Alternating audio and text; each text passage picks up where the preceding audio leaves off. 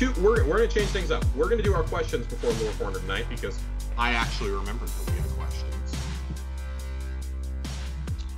Our first question tonight comes from Stonky2 over on Twitter. Stonky. I'd love to... Stonks. Stonks are rising.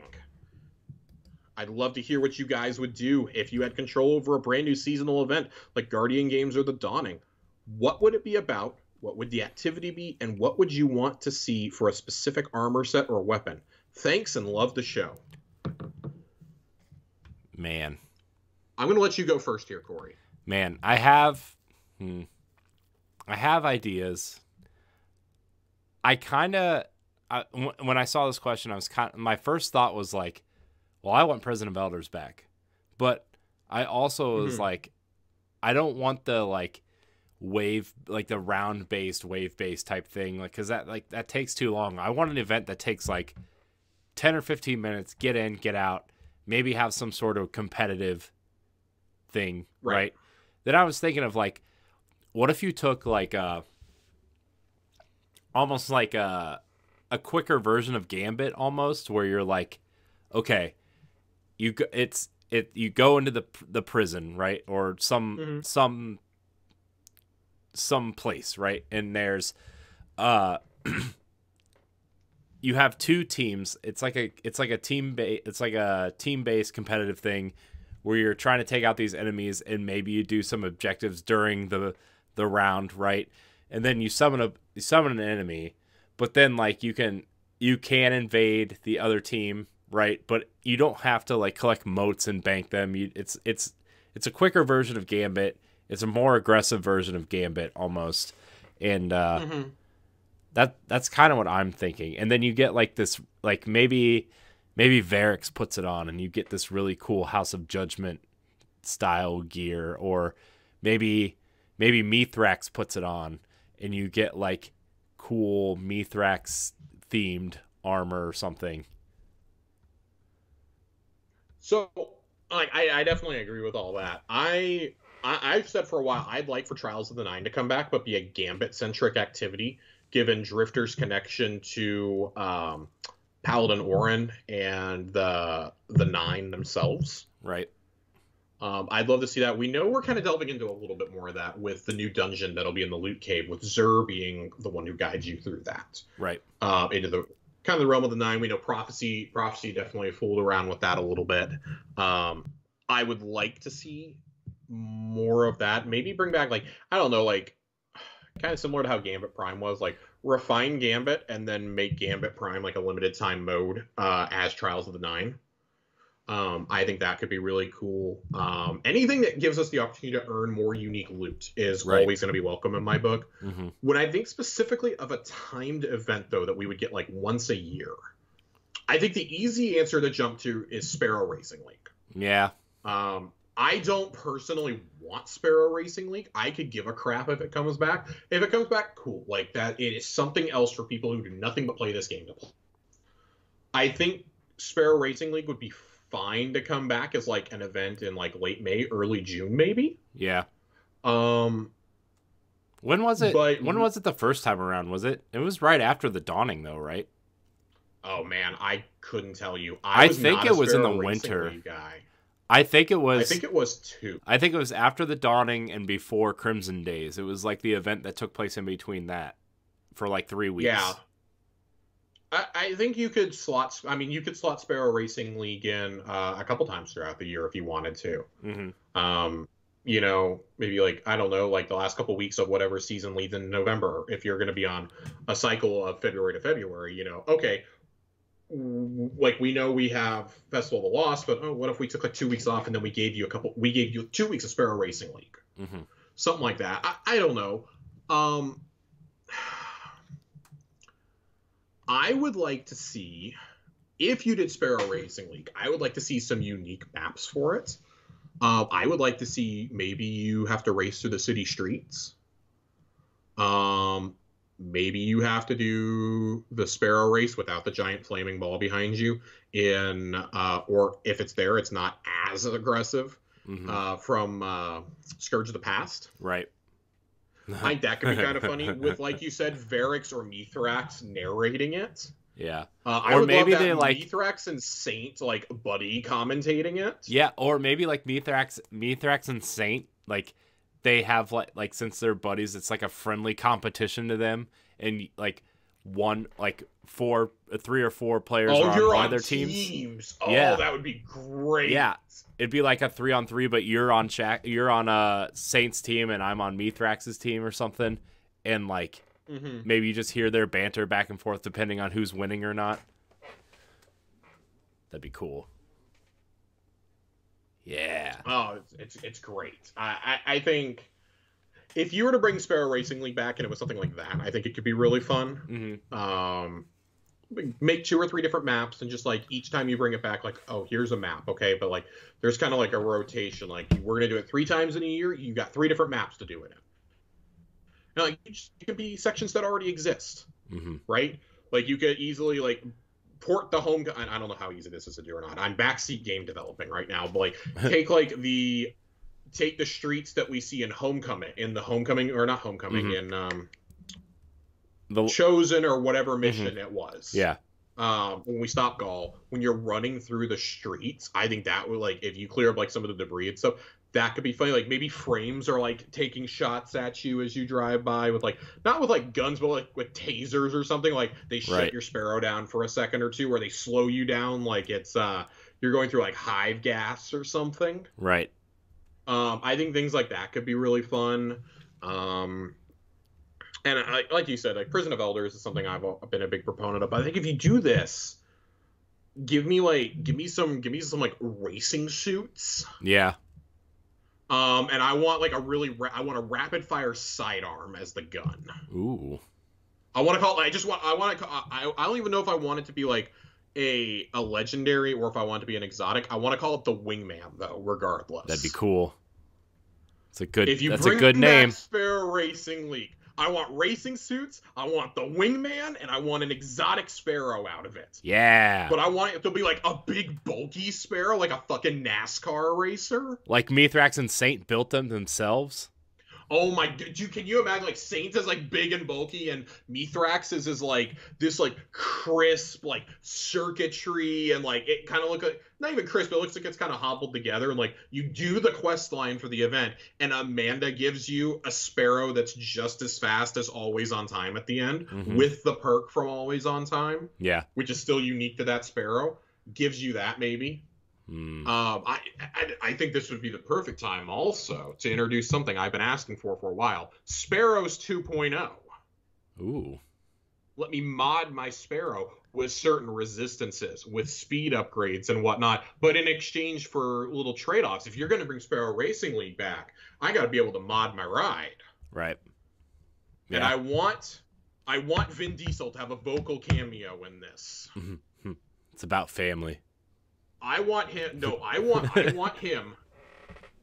I want him to play Marcus Wren, the reigning champion of SRL in canon.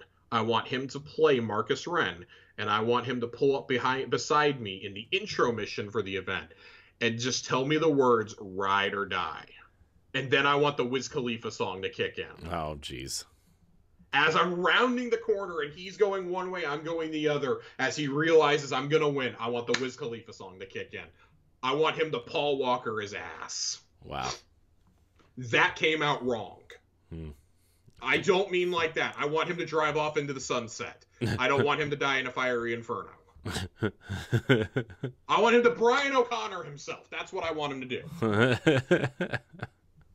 That would be my ideal seasonal event, but I want it to happen even for a week or two a season. I think would be great. Yeah. But you have a couple different tracks that are like, you could even do it during these events. Like you have a Halloween track, you have a Christmas track. Like imagine if you have a Christmas track and there's like dregs and like frames and like sweeper bots on the side who are like throwing snowballs at you as you're driving by, and it's like giving you the frostbite you get in the tower. Yeah. How great would that be? It'd be hilarious. That's funny. Also, please fix Crimson Days. Thanks a lot. Thanks, guys. I like Crimson Days. Please fix it. Please bring it back. Bring it back. Wow. That's what I would do. And my armor choice is boring, but I stand by the wingman as a rapid fire sidearm would be great. It's You can cool. even just reskin Last Hope for me. I'd be okay with that. That's fair. Just do it. Just do it. That's fair. It's Do a we cool have name for a any sidearm, other though. comments on seasonal events that we would like to see? No, I'm good. I stand by mine, but also that's a cool way to kind of upgrade Sparrow Racing League. I think that's one of the only ways you could like feasibly bring it back. Yeah. You would have to make like a whole thing around it, but I think like the introductory time to bringing it back would be just perfect. Do a Sparrow revamp similar to how you did Ghosts. Mm-hmm. I don't see any reason why we can't have Sparrow mods also. Yeah. Sparrow horns, dude. I want my Sparrow horns back. I want to annoy my entire fire team by playing La Cucaracha as loud as it can possibly go. Repeatedly, over and over and over again at the beginning of Deepstone Crypt. Wow. Our second question tonight comes from Tomcat and Socks. Can you guys talk about what builds are your favorite, specifically when pairing exotic weapons and armor together? I'm gonna let you take this one first. Yeah, so funny enough, I know that John is internally screaming hearing me say this out loud. I've moved away from using exotic armor a lot this particular season. And really since Stasis kind of came into play, because Stasis has allowed for so much more build control just within the class, that I've taken to using that more and more and more. In terms of armor, when I use my armor, I'm usually I'm running a fully masterwork set of legendary armor, obviously. When I use an exotic, typically I put on an exotic to either help with one of two things. To help with my mobility, like I need that just a slight extra boost or an extra speed, so I'll put on Stompies if I need those for jumping puzzles. That used to be my go-to in Whisper of the Worm, and I would switch them off as soon as we got to legitimate enemies, because I was done with jumping by then. But most of mine is really built around just supporting like my stasis ability, specifically melee build. So I use my stasis melee a lot. I prefer to dump my stuff into artifact perks personally. I think that the artifact perks combined with how stasis is kind of framed out, at least for a hunter, I think it's really hard to argue with that is like the best option right now. And keep in mind, most everything I'm saying is because I focus on PvE builds. I don't do PvP builds really. Again, this is making some people scream internally. I don't usually change my stuff up for PvP unless I was running Celestial Nighthawk ahead of time. Like if I happen to be running Stompies and I go into Trials, okay, I'll leave them on, cool. But I'm not going in there with Orpheus Regs on. I'm not going to go in there with Shards. I have gotten away from using Blade Barrage in there because freeze grenades and shurikens are just so helpful. If they would make a slight tweak to Oath Keepers, that's the one where you get an extra bounce from your throwing knife. If they would make a slight tweak to that and like let my shurikens have an extra bounce or two, I would probably never take those off. One thing I have started to use a lot though, when it comes to a PvP build and using stasis in particular, a friend of John and I's, Max, turned me on to this. Mask of Bacchus. I really like Mask of Bacchus. Instead of having my dodge, it lets me basically blink once. And that is great for ambushing, for maneuverability, for flanking, especially if you're attacking with another person and you use that. Like, then they don't know where to aim their super or aim their heavy or whatever because you're blinking out of the way. I like that. I hate playing against it, and if I hate playing against it, that means it's probably pretty good to be using. That combined with freeze grenades is just, it's dirty. Even in PvE content, it can be pretty good for getting around champions or getting to revives. I've found that out. But I think with that, you need to have high mobility if you're going to do that on a hunter. You probably need to be thinking about doing Shatter Dive and not like I do, which is Duskfield grenades. because I think if you can use the blink from Bacchus, drop your grenade immediately, you can shatter dive before they can do anything. And I say that knowing full well that strategy is probably not going to be viable a month from now. But it is one of the only instances in which I would say, yeah, go ahead and use a shatter dive. Because if you can put together a combo like that, you honestly deserve to use it. Mm-hmm. But I think as far as exotics go for hunters and PvP, I think it's a little bit more difficult. For PvE, I like to pair. I've been using Vex Mythoclast a lot. It's been no secret. I've been using, especially with this season's fusion buffs, with the buff 2 Mythoclast, with particle deconstruction. I've been using it constantly. We do Grandmaster Nightfalls. I take that in there because I mow down the unstoppable champions with it. Mm-hmm. Not only is it stunning them, it's doing a ton of damage. And if I can get those linear shots, bam, bam, bam, I can pretty much drop a champion right there. Right. I think it's really hard to argue with that. With that, I like to pair that with something in my primary slot that can kind of I like to always be building around. So I build around stasis. Like I said, I may not be building it in terms of exotics, but for example, one of the mods I have on my class item, and I wanted to make sure I pulled this up so that I'm saying the name of this correctly. I run Thermoclastic Strike. So solar and stasis melees disrupt combatants, stun them, delay ability regeneration, and lower combatant damage output, and it is strong against overload champions. Refreshes melee ability whenever you or a member of your fire team stuns an overload champion. When we were doing Grandmasters the last couple weeks, I was just standing at a safe distance, just chucking them, because you get 2 at a time, and as soon as they stun, bam, they're both back. It takes 2 to stun. I'm just continually stunning while everybody else is damaging. And then I've got my unstoppable Vex Mythoclast with me, so that allows me to kind of have a little bit more freedom in how I want to do my build. Do I want to take in Reed's Regret as my heavy, or my Threaded Needle, or do I want Threaded Needle, or do I want to focus on something else? Do I want to take a sword in for this instance? For my primary, I have found myself running most of the season Peacebound, especially since I got the one with Headstone, so I'm creating stasis crystals constantly. Mm-hmm. That's been really useful because you go Shattered, that's extra damage that you're doing, right? I like to do that. I don't know. I think that we're going to see a lot, and I definitely want to talk more about builds going forward because we're getting the Void 3.0 rework with Witch Queen, and that's gonna be a big part of what I'm going to talk about in March. God, we're talking like 3-4 months in the future.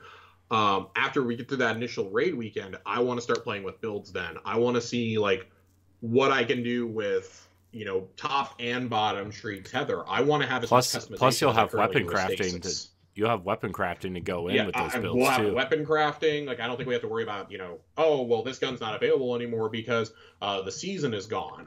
Like no, just go craft it. Mm-hmm. And I think they've made it to where it's less and less about what exotic you have in certain modes. And it's weird, like for hunters right now, I don't think there's. I promise I'm being really long-winded with this, but I'm almost done. We're in a really odd place as a subclass, I think, because I don't think there's like one exotic that is just dominant in either mode. I think Bacchus is pretty close to being dominant in PvP. But I shockingly don't see people use it a whole lot. Yeah. And I think for PvE, I mean, I've aired my grievances so many times about this, but it's Celestial Nighthawk. I did have a build last season that I built around Star Eaters, and I was going to do one around Radiant Dance Machines, but both of those got nerfed into the ground immediately and are literally unusable.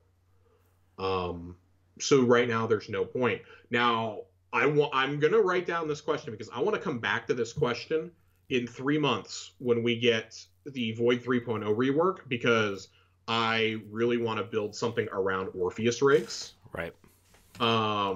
Orpheus rigs, and I think Graviton Forfeit is another one I want to build some stuff around.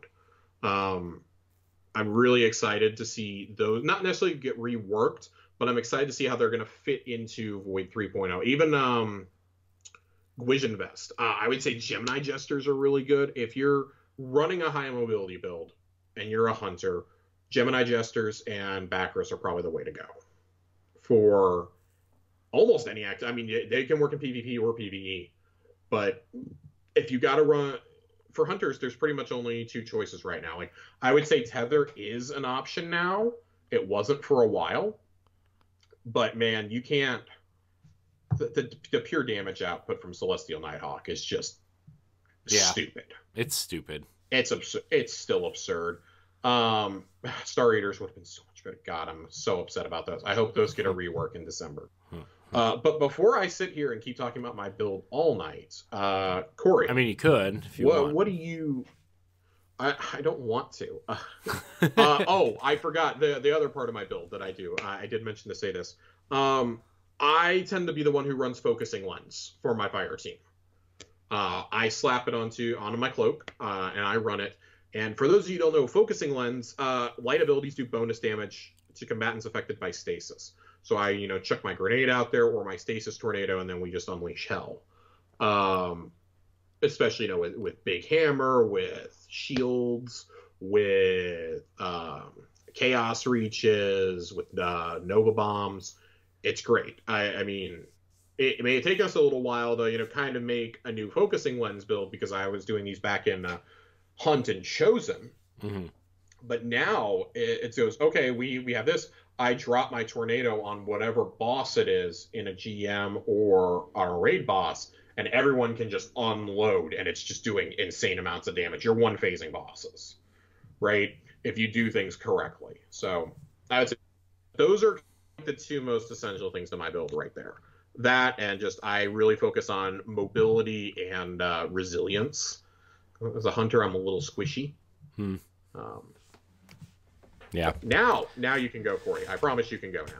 All right. So obviously, I've been pairing the fusion rifles with the mods from the artifact, right? I don't think we need to go into that anymore. The linear fusion rifles with those mods, or the sword, right? Those sword mods and stuff. But so probably about 3 or 4 months ago, which I should probably update these and ask. Speaking of A1 Johnny, he gave me some pretty decent builds for Titans. Because I usually run Solar Titan or Sentinel Titan. I don't really see a decent. I don't really like go out of my way to run the other ones. Although with that Titan chess piece, obviously Striker Titan is a lot more viable these days. But I've been running a lot of Solar Titan with Worm God's Caress, the boots, the arms. I mean, the arms with the Middle Tree Solar Titan, which is pretty awesome because you can usually just annihilate a ton of guys at once. And I also been trying to run that build a little bit with Dune Marchers. So, and sometimes I pair that with Monte Carlo because it's, why not, Monte Carlo is great, especially if a melee build. Mm-hmm. Yeah. So, and someone like me who likes to get up close and personal with enemies and not always in the smartest way possible. I just like to run in there and, murder guys. So, that build's fun. I also run a little bit of, when I'm not running, obviously Helm of Saint 14 with the Bubble Titan, right? Like when I'm running Sentinel, I usually run the Ursa Ferosa gauntlets and obviously grenades and melees clear ads and heal your team. So that's kind of the build I've been running with. It's more of like a support role. Mm-hmm. So I do run that a little bit. So obviously it's not as in-depth, and I've been playing with these with different mods and everything. Because I've never really played around with builds until this season, really. Or I guess last season, really. To the extent that we talk about on the show. But those are really the two that I've been messing around with when I'm not using my go-to bubbled Helm of Saint 14, obviously. So, but yeah, obviously not as in-depth as yours, Josh. But those are the ones I've been playing around with. Yeah, I mean, It's funny because you're definitely playing with more exotics than I am. I've Yeah. just reached a point of complacency with my build, like where Well, I I think run it. stasis so much that I'm secure with not doing it. Yeah, I mean, I think it makes sense though with stasis because there's not a lot of. Hmm. There's not really a lot, at least that we really know, that really assists a stasis build, right? So. I mean, there's definitely ones that can help you out with your melee and things like that. And like I said, I've really like tried to focus on mine, and this melee has made it so easy for me to play from a ways back. Even nerfing the damage and the tracking for it Yeah. has really, really helped. Yeah.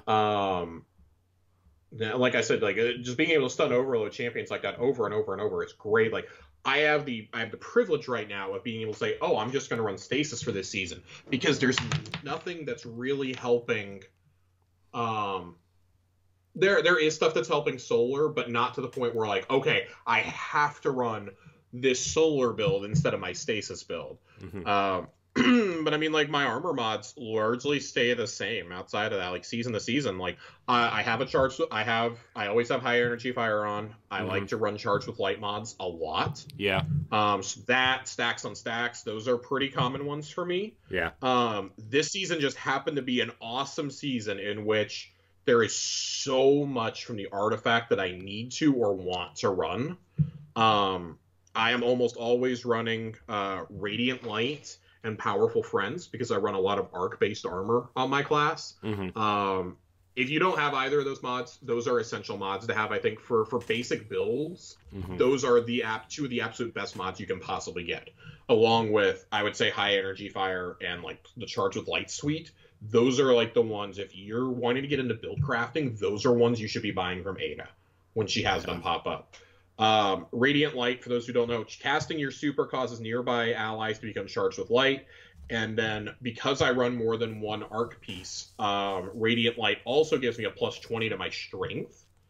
And then Powerful Friends does the same thing. When you become charged with light, nearby allies also become charged if they are not already, and you get the plus 20 mobility. I get that the basic ones for those can kind of become canceled out. But with that, if everybody's running high energy fire, I'm charging everybody constantly with throwing my super out there as much as I can. With my stasis super, like I'm getting it back pretty quickly. If you're in a scenario where you're needing high energy fire, you're probably creating a ton of warps. Everybody's got masterworked weapons, or they've got catalysts that they've done. They're chucking supers for ad clears. Like I've been known to get two stasis tornadoes in one Tanix damage phase. Right. In Deep Stone. And then when you take things like that, you're getting it even quicker in situations like Atheon, where you're becoming charged rapidly. I have been able to get 2, sometimes even 3 Celestial Nighthawks off on Atheon. If I start off in the room and I shoot my Nighthawk right at the beginning, I will get another one by the time everyone's exiting, and I will usually get one more or be on the brink by the time Time's Vengeance ends. Right. Like, it kind of depends on the scenario, but my basic mods pretty much stay the same, especially this season with my special mod artifact allowing me to interchange between stasis and solar. That is just the biggest gift you could possibly give somebody like me. Oh, those are the only 2 things I run. Awesome. If I need to go throw on Nighthawk, I can throw on Nighthawk. Bada bing, bada boom. So, any more build comments before we move on to Lore Corner? No, I think we can. I think we move on to Warlocks. I'm sorry. Yeah, sorry. Warlocks. Here's my build for Warlock. Hold down X to delete character and start a different character. Bah! Rude. Rude.